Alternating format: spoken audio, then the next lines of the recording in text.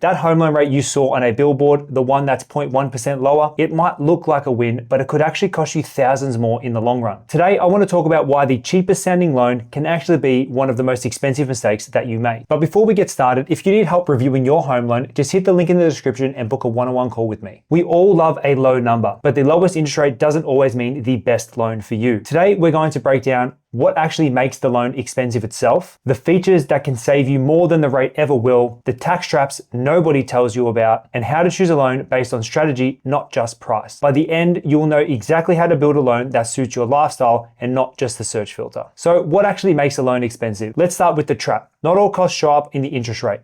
Banks that advertise an ultra low rate often make it back somewhere else. You'll see things like a $395 package fee, setup and settlement fees, discharge costs if you want to leave that loan early, and even ongoing monthly account fees. That's why Australia has comparison rate. It blends in standard fees with the interest rate. If a lender advertises 5.39%, but the comparison rate is 5.69, that's a red flag. Something's hiding in the fine print. But even that doesn't tell the full story. There's conditional costs that aren't actually included as well. Can you make extra repayments without any penalties? Can you redraw easily, or is it going to cost you some money to redraw your own money out? And what is the break fee if you're in a fixed rate and want to leave early? And then there's the lender itself. Are they going to accept your income type? How are they going to value your property? This is especially important for investors. Your lender should match your future, not just your deposit, because the wrong loan, even with a low rate, can get very expensive later on. There are some features that can save you more than just the rate. Smart borrowers don't just chase the lowest number, they buy with the right tools. Offset versus redraw. This one is very important. And yes, they both reduce your interest, but they behave very differently. Offset accounts let you park your cash alongside your loan without affecting the loan balance itself. That gives you interest savings as well as strategic flexibility. Redraw pays down your loan directly.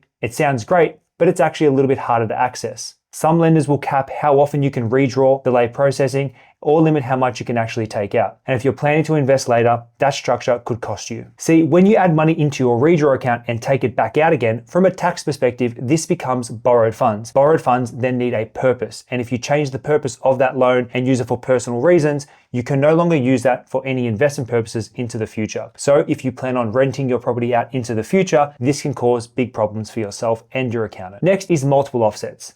This is a small feature with a huge impact and one that I really like. Did you want to bucket your money into different goals like travel, tax, or savings? Some lenders give you 3, 4, even up to 10 offset accounts, while some will give you none. It's a great solution for couples as well. You can work together while still managing your money pretty independently and saving money on your interest rate. Next is splitting your loan. Fixed rates can give you peace of mind, but they usually mean no offset, capped extra repayments, and sometimes even break fees. That's why split loans are very popular. Part fixed, part variable. You lock in certainty, but still keep the flexibility to pay extra or offset it into the future. Before fixing any portion of your loan, you should also consider the rate environment we're currently in. If you lock in too high, you're stuck paying overs while everyone else is saving because they chose a variable rate. Extra repayments.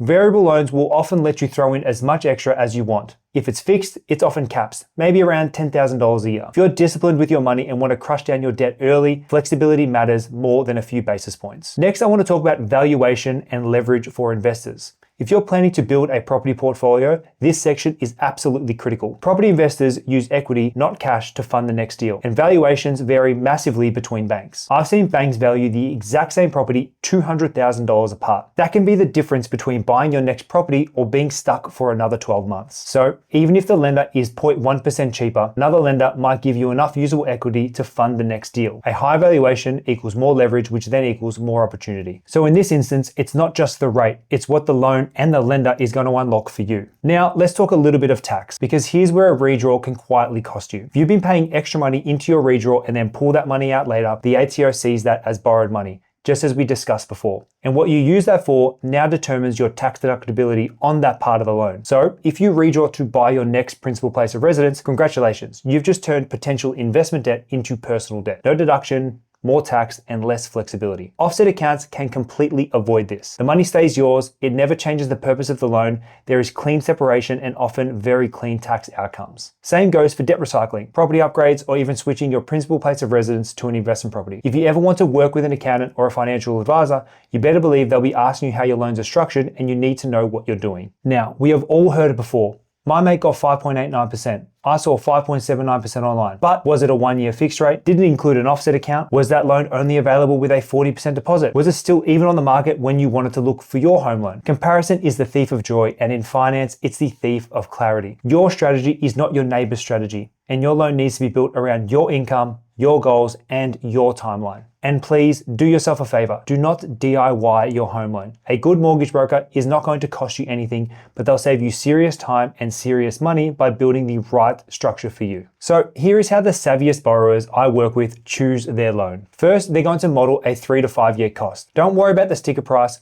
Model what it's actually going to cost you based on how you're going to use it. How are you going to use your offset account? Are you going to make extra payments? What are the fees? And do you have access to your redraw? Next is going to be prioritizing policy and valuation. If you're self-employed, casual, or earning bonus income, not every lender is going to treat you the same or let alone fairly. Same goes for property valuations. You need a bank that's going to fit your file, because if you want to leverage into the future, you're going to need a higher valuation than the one with the lowest rate. Accept a slightly higher rate if it gives you that little bit more. If 0.1% is going to give you more features than what you're going to need, such as an offset account or even better equity access, I suggest you take it. That flexibility is going to save you years in repayments and open up a very good future strategy for yourself. Next is my favorite. Don't over-optimize the loan. Don't bash yourself over comparing 5.84 to 5.86%. And remember, changing lenders costs $1,000 to $1,200. Unless you're saving around 0.2%, it's probably not worth switching. Now, reviewing your loan every 1 to 2 years is something you should definitely be doing. You don't need to constantly switch, but also don't sit on a stale deal for the next 10 years. A quick review with your broker or your bank can save you thousands without actually moving bank. So the bottom line is, the best loan isn't the one with the lowest rate, it's the one that matches your strategy.